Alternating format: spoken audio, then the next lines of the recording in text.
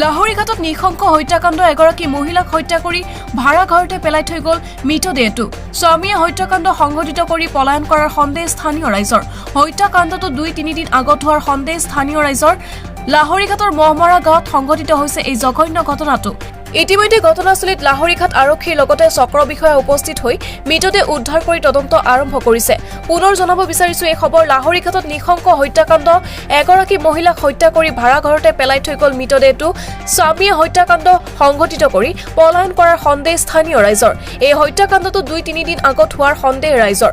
লাহৰীঘাটৰ মহমৰা গাঁৱত সংঘটিত হৈছে এই জঘন্য ঘটনাটো। ইতিমধ্যে ঘটনাস্থলীত লাহৰীঘাট আৰক্ষীৰ লগতে চক্ৰ বিষয়া উপস্থিত হৈ মৃতদেহ উদ্ধাৰ কৰি তদন্ত আৰম্ভ কৰিছে। নিউজ ডেস্ক ৰিপৰ্ট, টেঙাগুৰিৰ পৰা বাতৰি।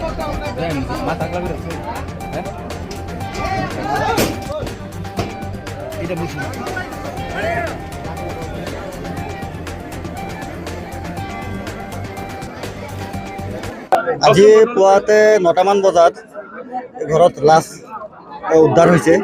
ৰোশনাৰা বেগম নামৰ মাইকীজনী, তেওঁ আৰু তেওঁৰ হাজবেণ্ড ইয়াতে ৬ মাহ আনুমানিক ৬ মাহমান ধৰি ইয়াতে বেলেগৰ ঘৰত মানে আশ্ৰয় হিচাপে থাকিছে। আৰু তেওঁৰ লগত আগতেও পূৰ্বতেও হাজবেণ্ডে বিভিন্ন ধৰণৰ স্থানীয় মতে কোৱা মতে কাজিয়া লাগিছে। ঘৰটো ৰাইজে কোৱা মতে আপোনাৰ শিলচৰৰ পিনে হ'ব পাৰে। আৰু ২ বছৰমান আগতে ৰোশনাৰা নামৰ ছোৱালীজনীক মানে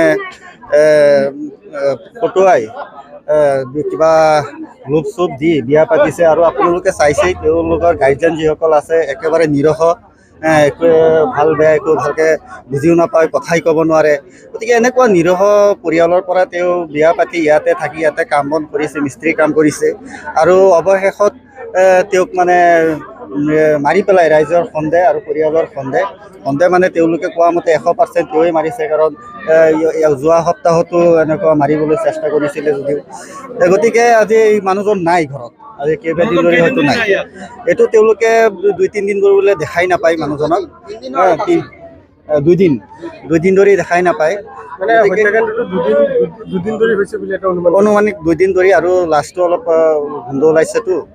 তো গতিকে ইয়াতে প্ৰশাসন আহিছে আৰু আমাৰ মেজিষ্ট্ৰেট ছাৰ নিজে আহিছে। যদি আমি অসমীয়া পৰিষদৰ ফালৰ পৰা তেখেতসকলক ধন্যবাদ জনাইছোঁ। আৰু তেখেতসকলৰ ওপৰত আমি এটা আশা ৰাখিছোঁ আৰু দাবী জনাইছোঁ যাতে এই নিৰহ পৰিয়ালৰ লগত যি অন্যায় হৈছে, যি এটা জঘন্য ঘটনা হৈছে, ইয়াৰ যাতে এটা উচিত তদন্ত তেওঁলোকে কৰি অতি সোনকালে যাতে দোষীক শাস্তি দিয়ে।